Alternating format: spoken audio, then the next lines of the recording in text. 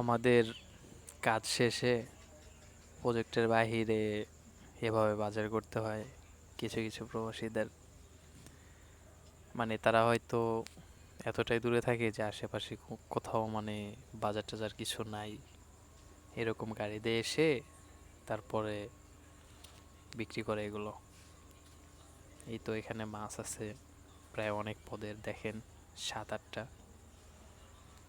ওই জায়গায় বিল দিতে হয় টাকাগুলো, মানে বাজারে বিলটা। এদিকে কাঁচা বাজার এখানে।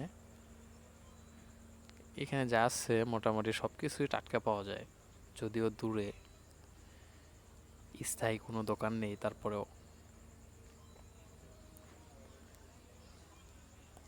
একদম টাটকা দেখেন। মানে আমাদের প্রবাসী জীবনটাই এমন, কিছুটা কষ্টের, কিছুটা সুখের। কারণ আমরা অল টাইম সুখ, মানে ভালো থাকি, ভালো থাকলেও ভালো থাকি, না থাকলেও ভালো থাকি। আজকের ওয়েদারটা অনেকটাই সুন্দর।